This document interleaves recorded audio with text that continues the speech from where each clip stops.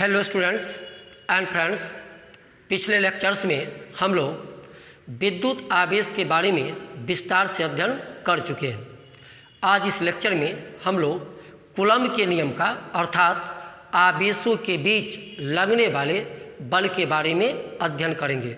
अतः आप इस वीडियो को शुरू से अंत तक ध्यान से देखें और कूलम्ब के नियम को समझने का प्रयास करें। जैसा कि आप जानते हैं, आवेशों के बीच बल लगता है। आपको याद होगा, ये समान प्रकृति का आवेश है, समान प्रकृति का आवेश है और ये विपरीत प्रकृति का आवेश है। तो आपको पढ़ाए थे, समान प्रकृति के आवेश के बीच प्रतिकर्षण बल लगता है। ये आवेश एक दूसरे पर प्रतिकर्षण बल लगाता है। ये भी समान प्रकृति का आवेश है, तो ये ऋण आवेश इसको प्रतिकर्षित करेगा और ये ऋण आवेश इस ऋण आवेश को प्रतिकर्षित करेगा। ये विपरीत प्रकृति का आवेश है, तो ये आवेश एक दूसरे पर आकर्षण बल लगाएगा।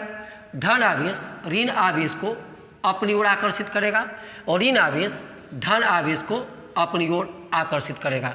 अर्थात आवेशों के बीच बल लगता है, चाहे वो प्रतिकर्षण बल हो या आकर्षण बल हो। सबसे पहले इस बल का नाम क्या होगा, इस बल को क्या कहेंगे? जिस तरह आप पढ़े होंगे, द्रव्यमान और द्रव्यमान के बीच बल लगता है।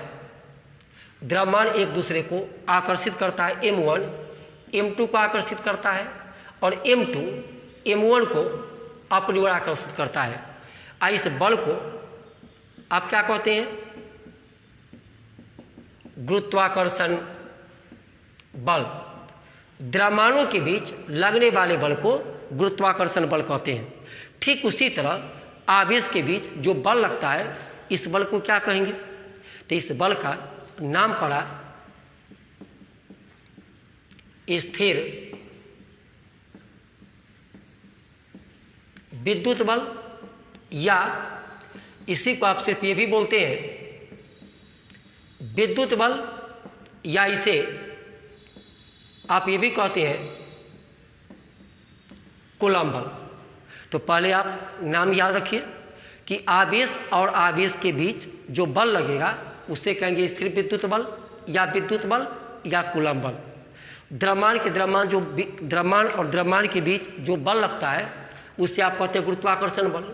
ठीक उसी तरह आवेश और आवेश के बीच जो बल लगता है आप उसे कहते हैं स्थिर विद्युत बल।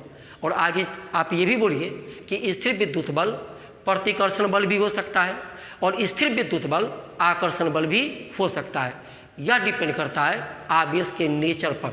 समान प्रकृति का आवेश है तो स्थिर विद्युत बल प्रतिकर्षण बल होगा, विपरीत प्रकृति का आवेश है तो स्थिर विद्युत बल आकर्षण बल होगा। अब हम लोग ये जो बल लग रहा है, इसी बल का मान, इसी स्थिर विद्युत बल का मान ज्ञात करने के लिए पढ़ते हैं कूलम्ब का नियम। तो कूलम्ब का नियम पढ़ने का मेन उद्देश्य है आवेशों के बीच लगने वाले स्थिर विद्युत बल का मान ज्ञात करना। तो अब आइए, कूलम्ब ने क्या कहा, आप ध्यान से सुनिए।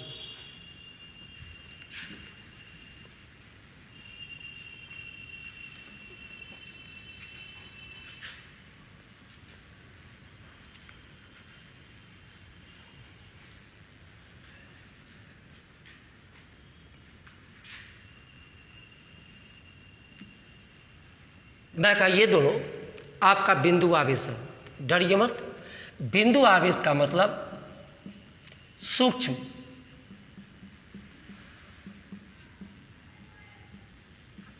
आवेशित कण, इसी को आप बोलेगा अभी से बिंदु आवेश, पॉइंट चार्ज। तो मैं कहा ये सूक्ष्म आवेशित कण है और ये भी सूक्ष्म आवेशित कण है, क्योंकि कूलम्ब का नियम बड़े बड़े वस्तुओं के लिए नहीं लगता है। जो आपको आगे बताएंगे, कूलम्ब का नियम छोटे छोटे आवेशित कणों के लिए लगता है, जिसे बोलते हैं हम लोग बिंदु आवेश। तो मैं कहा ये बिंदु आवेश है और ये विराम में है, विराम में है, रेस्ट में है। यहाँ पे बिंदु आवेश आपका है Q1 और ये बिंदु आवेश है, ये भी विराम में है, यहाँ पे आवेश है Q2। इस आवेश को कहेंगे स्थिर बिंदु आवेश इसे भी कहेंगे स्थिर बिंदु आवेश, क्योंकि ये दोनों आवेश विराम में है। दोनों बिंदु आवेशों के बीच की दूरी मान लिए r है।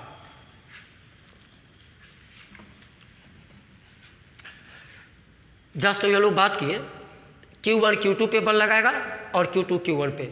मान लीजिए दोनों समान प्रकृति का आवेश है, तो Q1 Q2 को रिपेल करेगा और Q2 Q1 को रिपेल करेगा, अर्थात प्रतिकर्षण बल लगाएगा। इस बल को ही हम लोग बोलेंगे स्थिर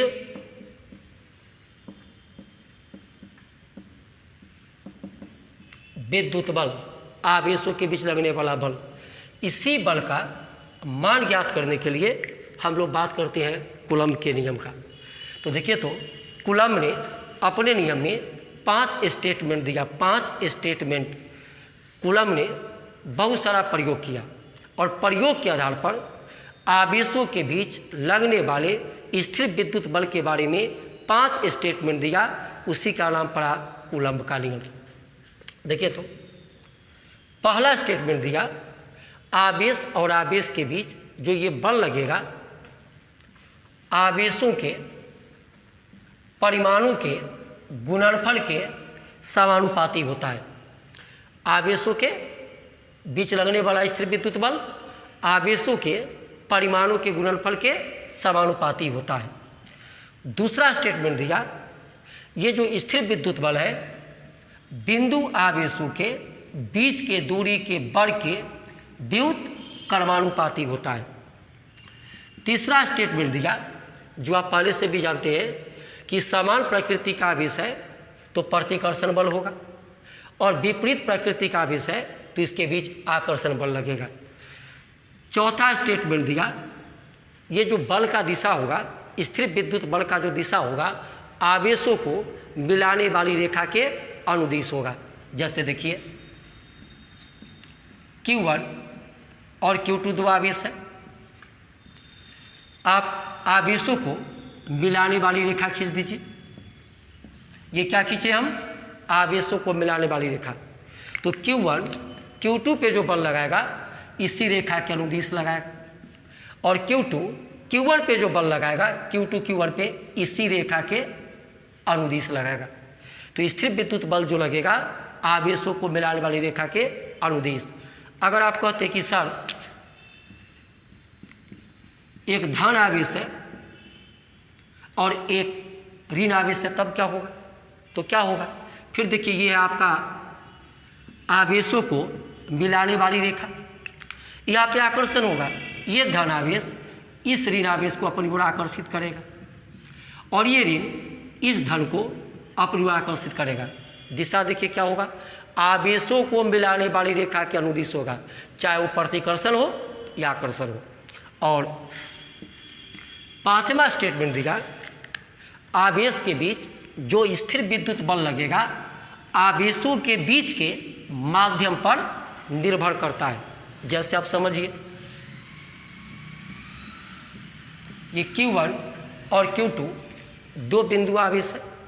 हम कहें यहाँ पर आवेशों के बीच यहाँ पर हवा है। अब इसी आवेश को आप ले चलिए जल में, इसी आवेश को आप जल में लाइए। Q1 एंड Q2 वही आवेश है, सेम दूरी R है। तो यहाँ पे आवेशों के बीच का माध्यम क्या है? हवा। यहाँ पे आवेशों के बीच का माध्यम क्या है? जल। तो यहाँ देखिए, Q1 और Q2 के बीच हवा में जो बल लगेगा और Q1 और Q2 के बीच जो जल में बल लगेगा, ये दोनों का मान समान नहीं होगा। आवेश हवा में है तो बल का मान कुछ और होगा, आवेश जल में है तो बल का मान कुछ और होगा। माध्यम और दूसरा माध्यम कोई ले लीजिए तो वहाँ पे बल का मान कुछ और हो जाएगा। मतलब आवेशों के बीच लगने वाला स्थिर विद्युत बल आवेशों के बीच के माध्यम पर निर्भर करता है। तो आपको 5 स्टेटमेंट याद करना है। क्या क्या बोलिएगा? बोलिए तो।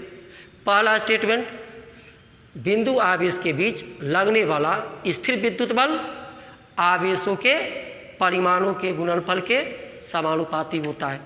दूसरा स्टेटमेंट, स्थिर विद्युत बल क्या होगा?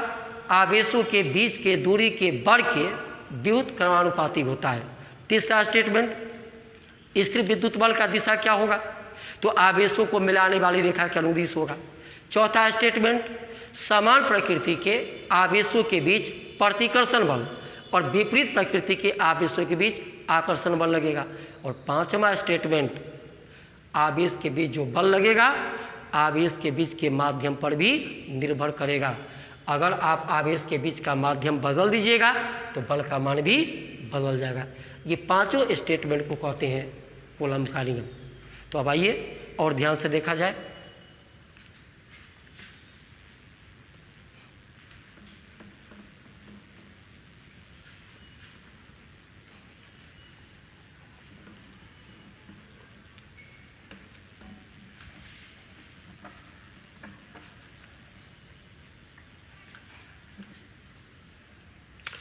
चलिए देखिए, तो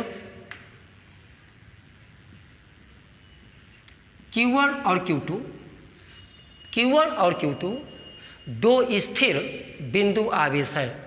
Q1 और Q2 दो स्थिर मतलब विराम में स्थित बिंदु आवेश है। इसके बीच की दूरी R, Q1 Q2 पर बल लगाएगा और Q2 Q1 पे बल लगाएगा। इस बल को कहेंगे स्थिर विद्युत बल। आगे चल के इसको विद्युत बल भी बोलेंगे या कूलम्ब बल। तो अब देखिए तो ध्यान से क्या लिखते हैं।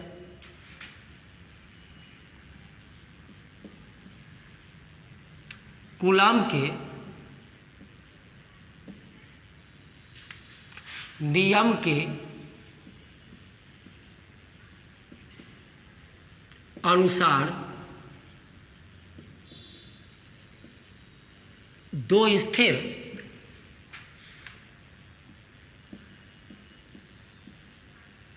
बिंदु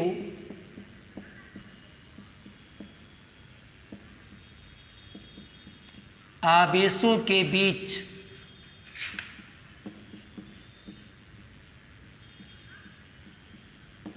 लगने वाले स्थिर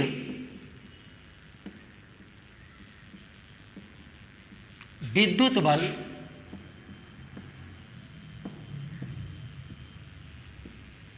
का परिमाण क्या लिखे? फिर देखिए, कूलम्ब के नियम के अनुसार दो स्थिर बिंदु आवेशों के बीच लगने वाले स्थिर विद्युत बल का परिमाण। फर्स्ट स्टेटमेंट, दोनों बिंदु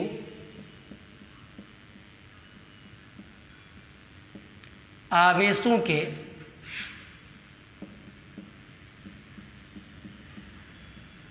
परिमाणों के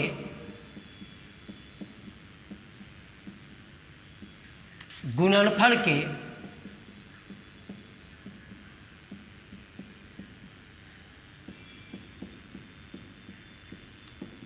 समानुपाती होता है।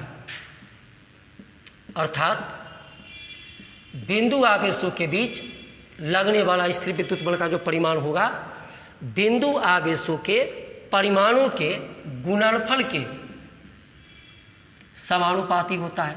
First statement. दूसरा, दोनों बिंदु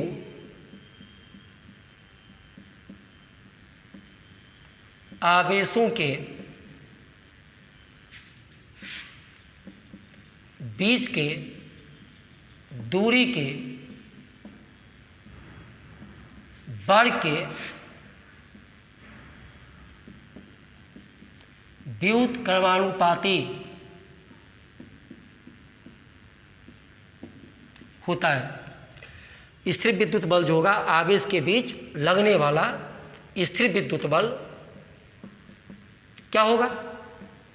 दोनों बिंदु आवेश के बीच के दूरी के वर्ग के व्युत कर्मानुपाती होता है। Second statement.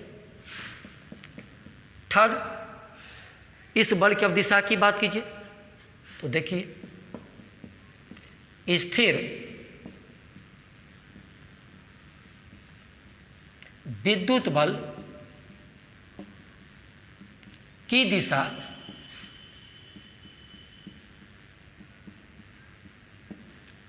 आवेशों को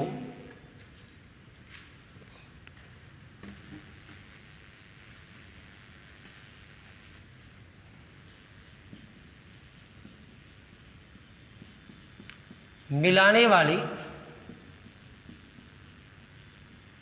रेखा के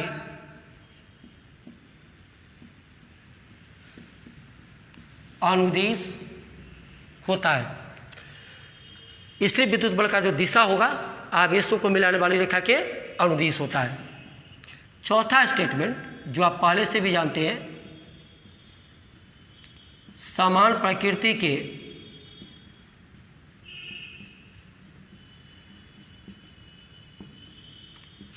आवेशों के बीच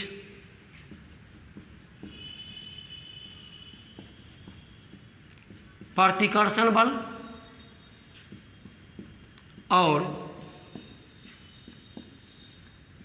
विपरीत प्रकृति के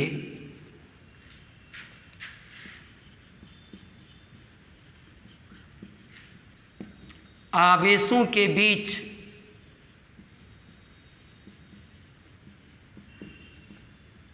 आकर्षण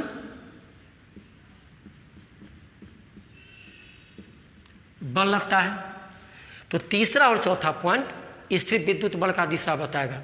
सबसे पहले स्थिर विद्युत बल आवेशों को मिलाने वाली रेखा के अनुदिश लगेगा और सेम नेचर ऑफ चार्ज है तो उसके बीच प्रतिकर्षण बल होगा, और अपोजिट नेचर ऑफ चार्ज है तो उसके बीच आकर्षण बल होगा।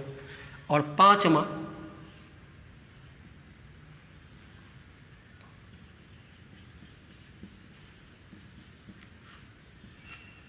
आवेशों के बीच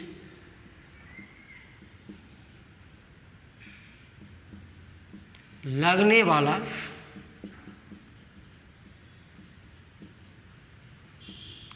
स्थिर विद्युत बल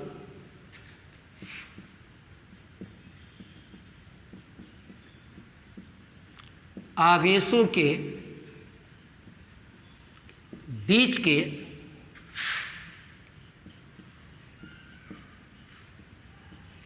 माध्यम पर निर्भर करता है। अगर आप आवेश के बीच का माध्यम बदल देंगे तो आवेश के बीच लगने वाले बल का मान भी बदल जाएगा। यही पांचों स्टेटमेंट आपका कहलाया कूलम्ब का नियम। तो आप इसे नोट भी कर सकते हैं या आपको याद ही हो गया होगा। कौन सी बड़ी बात है ये 5 स्टेटमेंट कि दो बिंदु आवेश के बीच जो स्थिर विद्युत बल लगेगा, आवेशों के परिमाणों के गुणनफल के क्या होगा, समानुपाती। बिंदु आवेशों के बीच के दूरी के वर्ग के क्या होगा, व्युत कर्मानुपाती। स्थिर विद्युत बल का जो दिशा होगा आवेशों को मिलाने वाली रेखा के अनुदिश होगा। समान प्रकृति का आवेश है तो रिपल्सिव फोर्स होगा, और विपरीत प्रकृति का आवेश है तो अट्रैक्टिव फोर्स होगा। आवेशों के बीच लगने वाला स्थिर विद्युत बल आवेश के बीच का जो माध्यम होगा उस माध्यम पर भी निर्भर करेगा। यही 5 स्टेटमेंट आपका कहलाया कूलम्ब का नियम। अब हम लोग इस 5 स्टेटमेंट से फार्मूला बनाएंगे, सूत्र बनाएंगे, जिससे हम लोग आवेशों के बीच लगने वाले स्थिर विद्युत बल का मान ज्ञात करेंगे।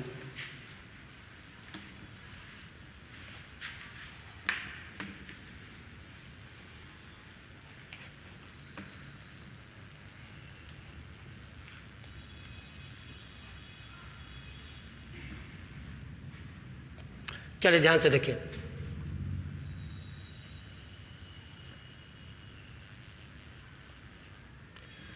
मैं कहा ये दोनों स्थिर बिंदु आवेश है। स्थिर का मतलब विराम में है, अब बिंदु का मतलब छोटा सा सूक्ष्म आवेशित कण है। इस यहाँ पे आवेश है Q1 और Q2, दोनों आवेशों के बीच का दूरी r है। माना दो स्थिर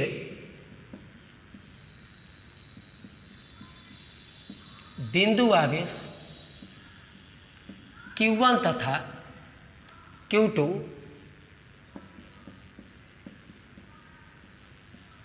के बीच की दूरी r है तथा दोनों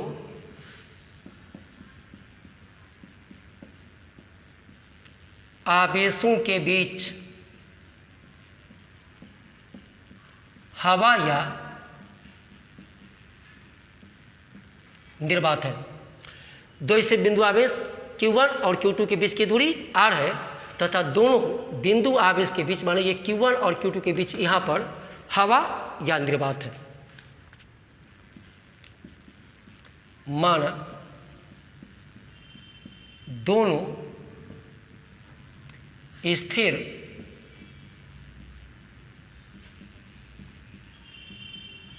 बिंदु आवेशों के बीच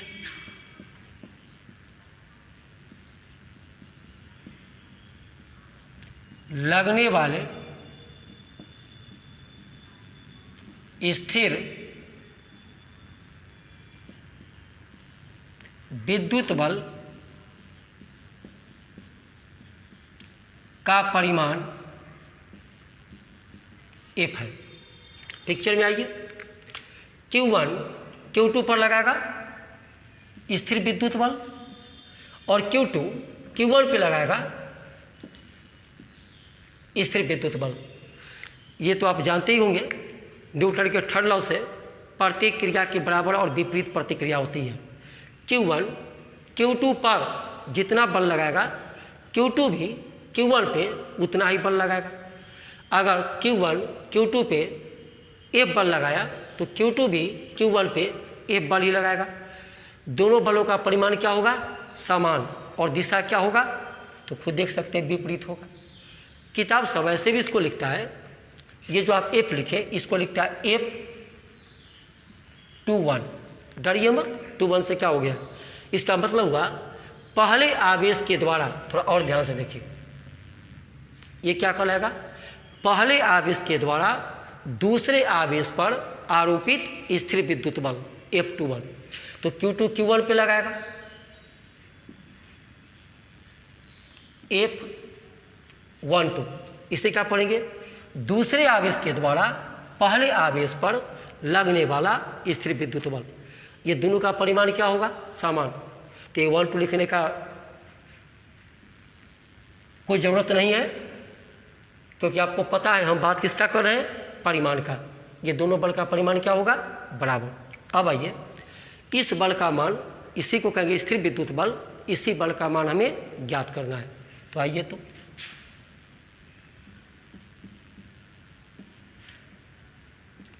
कूलम्ब के नियम से ये जो स्थिर विद्युत बल होगा इसका परिमाण आवेशों के परिमाणों के गुणनफल के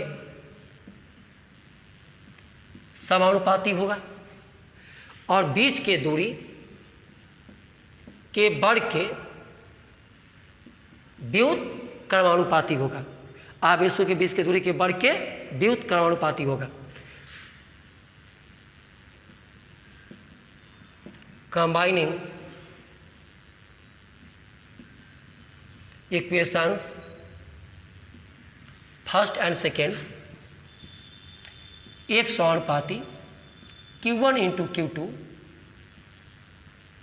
बाई R स्क्वायर। अब इसे हटाइए,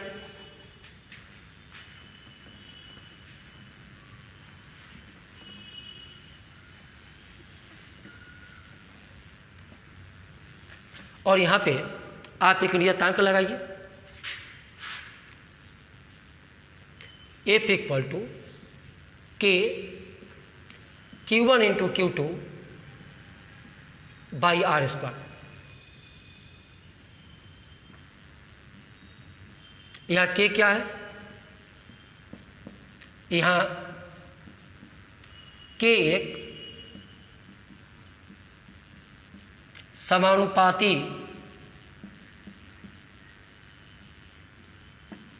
नियतांक है। K का मान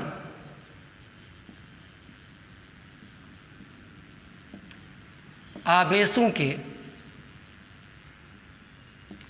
बीच के माध्यम पर निर्भर करता है। K क्या है? समानुपातिक नियतांक है। इस K का मान इस बात पर निर्भर करेगा कि Q1 और Q2 के बीच का माध्यम क्या है। तो अभी आप क्या मान के चले थे कि Q1 और Q2 के बीच यहाँ पे हवा या निर्वात है। तो आइए हवा या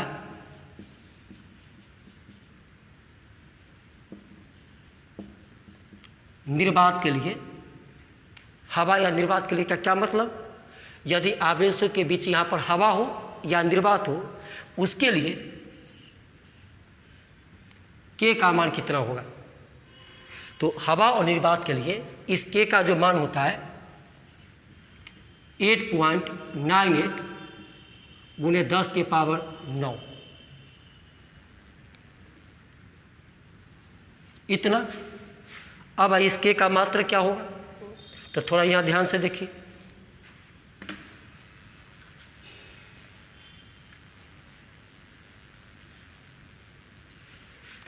यहाँ ध्यान से देखिए,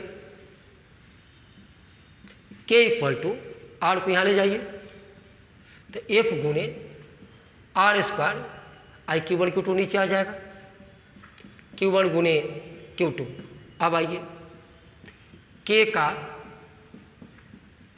SI मात्रक निकालना है, बल का SI मात्रक न्यूटन, आर दूरी है, दूरी का मात्रक मीटर, इसका स्क्वायर, और नीचे आवेश गुने आवेश, कूलम गुने coulomb, newton metre square by coulomb square, newton metre square पर coulomb square.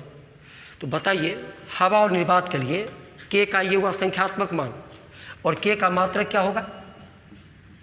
Newton metre square पर कूलम स्क्वायर।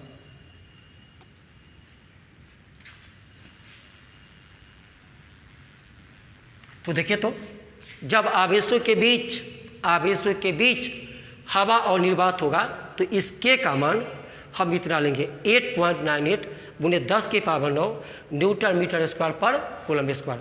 लेकिन जब न्यूमेरिकल बनाएंगे तो 8.98 को आप ये लीजिएगा 9 into 10 to the power 9 newton metre square पर कूलम स्क्वायर, ये अप्रॉक्स। जब आप न्यूमेरिकल बनाएंगे तो इस K का मान इतना 9 लेकर आप ये लीजिएगा 9 गुने 10 के पावर 9 न्यूटन मीटर स्क्वायर पर कूलम स्क्वायर। लेकिन ये K का मान इतना तब लीजिएगा जब ये आवेशों के बीच हवा या निर्वात होगा। अब आप ध्यान से देखिए, आप हमें Q1 बता दो, आप हमें Q2 बता दो, और बीच का दूरी R बता दीजिए। K का मान मुझे पता है, हम आवेशों के बीच लगने वाले स्थिर विद्युत बल का मान ज्ञात कर देंगे। अब थोड़ा और ध्यान से देखिए,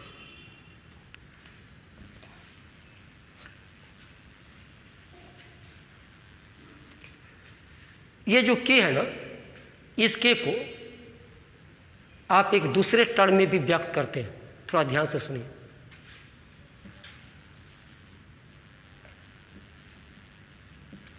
K को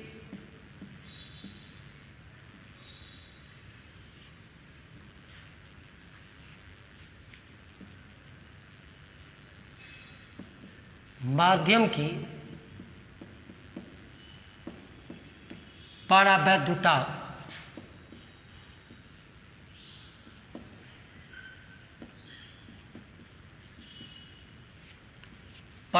इसे बोलते हैं परमिटिविटी। इस K को माध्यम की परावैद्युता के पद में भी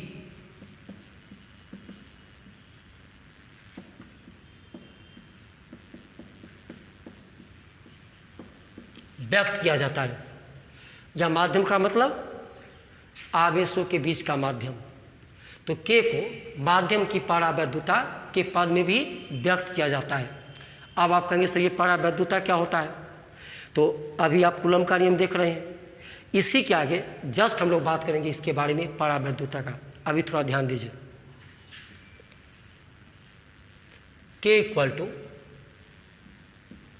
1/4 पाई एप्सिलॉन 0। के इक्वल टू 1 इसे क्या पढ़ेंगे? एप्सिलॉन से किसका इसको पढ़ना, एप्सिलॉन 0। इसे क्या पढ़ेगा? एप्सिलॉन 0। तो के को लिखते 1/4 पाई एप्सिलॉन 0। अब कहेंगे ये क्या है?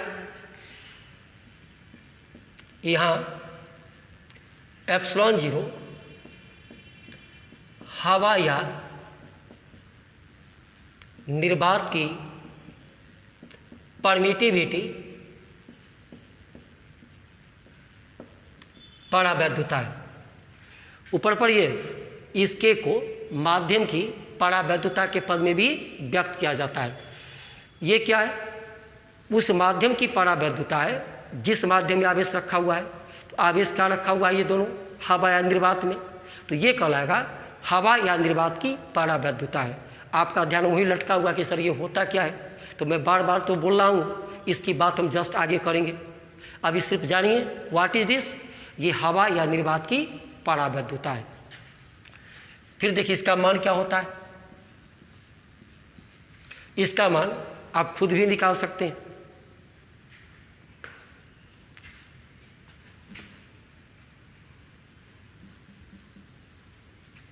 आप देखिए यहीं पे देखिए, एप्सिलॉन 0 को यहाँ ले आइए, एप्सिलॉन 0 को यहाँ ले आइए, ऐसे देखिए यहाँ ले आइए। तो 1/4 पाई और के को आप नीचे ले आइए। अब आपको सब का मान पता है। 4 पाई का वैल्यू 3.14 और के का वैल्यू सामने है 9 × 10⁻⁹ न्यूटन मीटर स्क्वायर पर कूलम स्क्वायर। अब इतना का आप गुणा भाग कीजिए। तो इसका गुणा भाग कीजिएगा तो इस परावैद्युता का मान आएगा 8.85 × 10⁻⁻12। ये ऊपर जाएगा तो क्या हो जाएगा बोलिए? पर न्यूटन पर मीटर स्क्वायर कूलम स्क्वायर। और इसे कहते हैं हवा या निर्वात की परावैद्युता।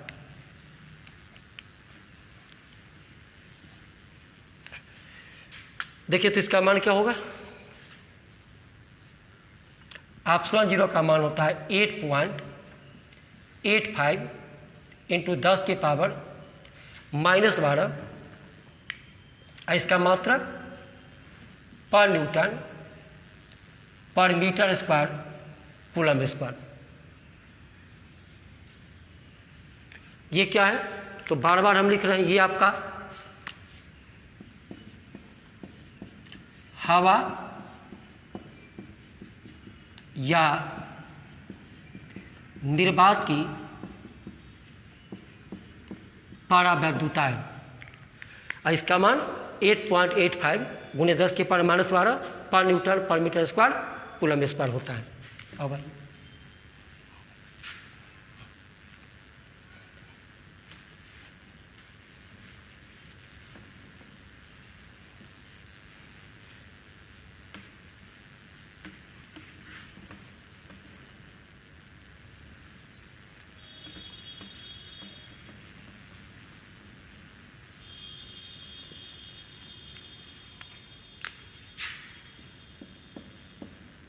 समीकरण 3 से, तो 3 में क्या था?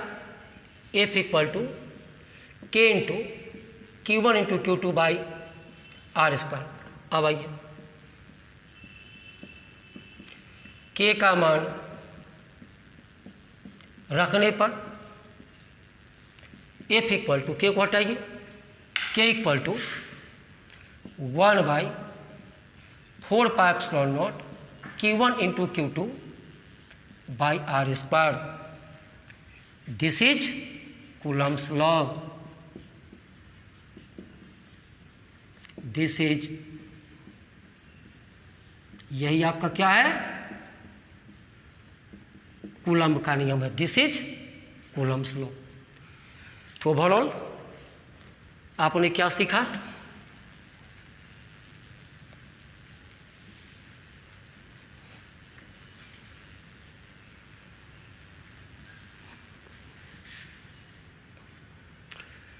देखिए तो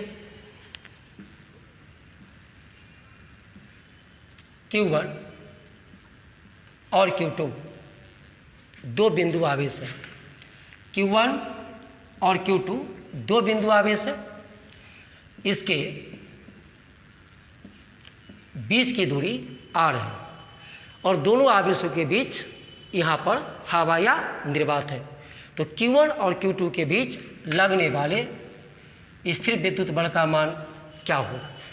कौन बल का है इसको? Q1 और Q2 के बीच लगने वाले स्थिर विद्युत बल का मान क्या होगा? तो आप लिखेंगे कूलम्ब के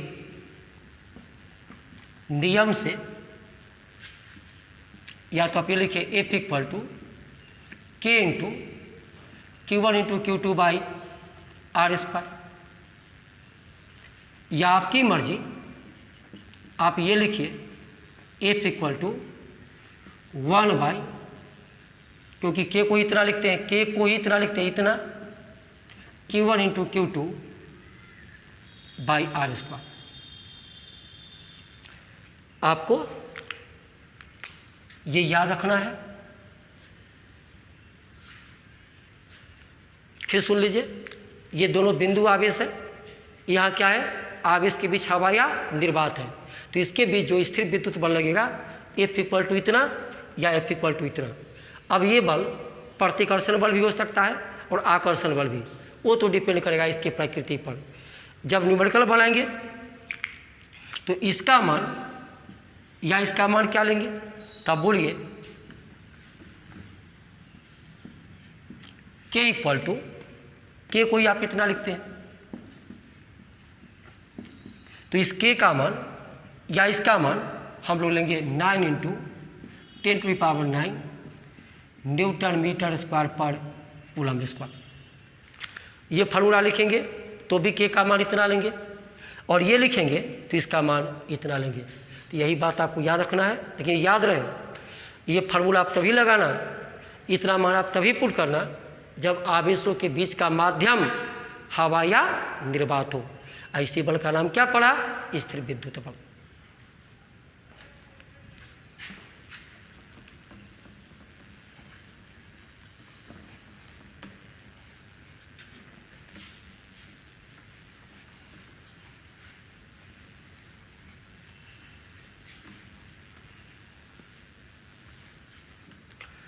अब कुछ एग्जाम्पल की बात कीजिए। देखिए तो दो बिंदु आवेश है। मैं कहा यहाँ पे 10 कूलम, 20 कूलम, इसके बीच की दूरी कुछ भी मान लीजिए 10 मीटर है। अब मैं कहा ये दोनों आवेश के बीच लगने वाले स्थिर विद्युत बल का मान आप ज्ञात कीजिए, और यहाँ पे हवा या निर्वात है, याद रहे। तो आप लिखिएगा from Coulomb's law F equal to क्या लिखिए बोलिए?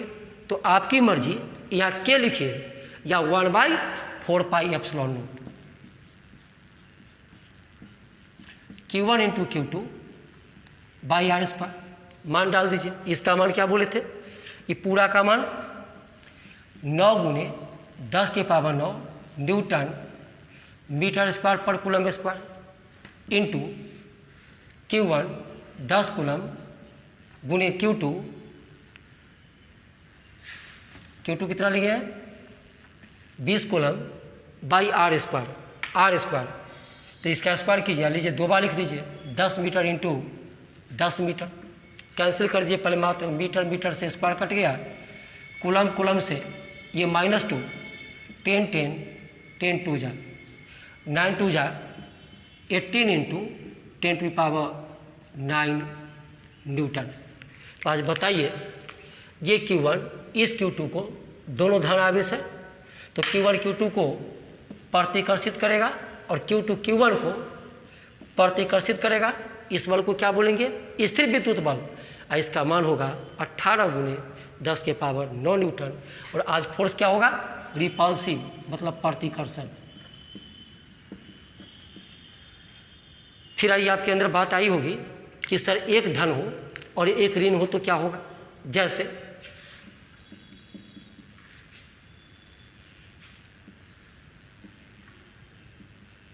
मैं कहा यहाँ पे धन आवेश है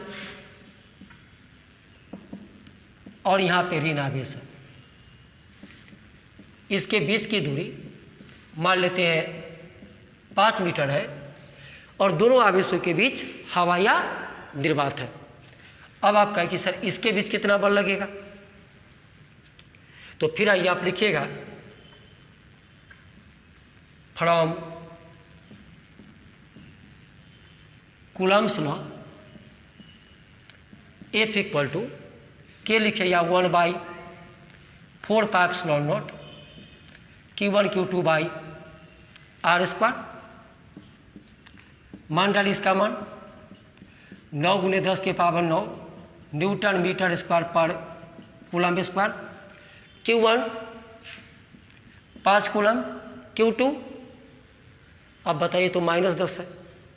आप बल का परिमाण निकाल रहे हैं, जब भी न्यूमेरिकल बनाइएगा आप सिर्फ वैल्यू लीजिएगा, वैल्यू परिमाण, माइनस नहीं लेना है। 10 कूलम बटे R square 5 metre into 5 metre, cancel कर दीजिए। मीटर से मीटर स्क्वायर, कूलम से कूलम -2, 5 से 5 2 जा 10, 9 2 जा 18 इंटू 10⁹ न्यूटन। अब बताइए अंतर क्या आएगा, यहाँ जो बल लगा था प्रतिकर्षण बल और यहाँ जो बल होगा Q1 Q2 का आकर्षित करेगा और Q2 Q1 को आकर्षित करेगा। तो प्लस और माइनस का काम है दिशा बताना, तो ध्यान रहे अगर ये दोनों धन आवेश है तो प्रतिकर्षण बल, दोनों ऋण होता है प्रतिकर्षण बल, एक धन एक ऋण तो आकर्षण बल। जब हम लोग न्यूमेरिकल बनाएंगे तो सिर्फ आवेश का परिमाण लेंगे। आप देखिए माइनस था तो भी क्या लिए हम, सिर्फ 10। आवेश का परिमाण लेना है, चूँकि आप बल का परिमाण निकाल रहे हैं। तो प्लस माइनस का काम क्या है, तो दिशा बताना। प्लस और माइनस है तो आकर्षण बल होगा। समान प्रकृति का आवेश है, धन धन है, ऋण ऋण तो प्रतिकर्षण बल होगा। तो आप बताइए आज आपने आवेशों के बीच लगने वाले स्थिर विद्युत बल का मान ज्ञात करना सीखा। और ये आपको कौन सिखाया, तो वैज्ञानिक कूलम ने, और उन्होंने नियम दिया जिसके आधार पर आप आवेशों के बीच लगने वाले बल का मान ज्ञात करना सीखे। तो आज जो आप पढ़े इसका सारांश आपको याद रखना है इतना। फॉर रिमेंबर, ध्यान से सुनिएगा, ये बिंदु आवेश है और ये विराम में है, ये भी बिंदु आवेश है, विराम में है। दोनों बिंदु आवेशों के बीच की दूरी r है और दोनों आवेश के बीच का माध्यम अभी हवा या निर्वात है। तो Q1 Q2 पे बल लगाएगा और Q2 Q1 पे बल लगाएगा। बल का परिमाण क्या होगा, समान। इस बल को क्या कहेंगे, बार बार बोलिए, इस बल को कहेंगे स्थिर विद्युत बल। इस बल का मान क्या होगा, तो आप लिखिएगा कूलम्ब के नियम से F equal to K into Q1 into Q2 by R square. इस K का मान क्या पुट कीजिएगा? K का मान 9 गुने 10 की पावर 9 न्यूटन मीटर स्क्वायर पर कूलम्ब स्क्वायर। ये लिखिएगा, या F इक्वल टू 1/4πε0 Q1 गुने Q2 बाई आर स्क्वायर। आप ये लिखिए, ये लिखिए। जब न्यूमेरिकल बनाइएगा तो इसका मान लीजिएगा आप 1/4πε0 का 9 गुने 10 के पावर 9 न्यूटन मीटर स्क्वायर पर कूलम्ब स्क्वायर। तो डरने की कोई बात नहीं है, आपकी मर्जी। या तो आप ये फार्मूला लिखिए, आपकी मर्जी, या ये लिखिए। अब बताइए K का मान या इसका मान सेम होगा, पता है हमको। तो Q1 Q2R का मान बता दीजिए, आप आवेशों के बीच लगने वाली स्थिर विद्युत बल का मान ज्ञात कर लेंगे। अब आइए, आपके अंदर एक बात आई होगी कि सर बार बार आप बोल रहे हैं कि आवेशों के बीच हवा या निर्वात है। अगर यहाँ पर हवा और निर्वात को छोड़ के कोई अन्य माध्यम हो तो बल का मान कितना होगा? तो नो डाउट, अगर यहाँ पे हवा और निर्वात को छोड़ के कोई अन्य माध्यम हो तो बल का मान इतना नहीं होगा, क्योंकि जैसे ही माध्यम बदलेगा बल का मान बदल जाएगा। तो अगले लेक्चर में, अगले क्लास में हम लोग माध्यम की बात करेंगे कि माध्यम के बदलने से बल का मान बदलेगा और तब फार्मूला क्या होगा। तो उसके लिए अगला टॉपिक आपको ये पढ़ना होगा, माध्यम की परावैद्युता, परमिटिविटी ऑफ अ मीडियम। तो अगले लेक्चर में आप तब तक इसको रिवाइज कीजिए। अगले लेक्चर में हम लोग बात करेंगे माध्यम की परावैद्युता। Okay, bye.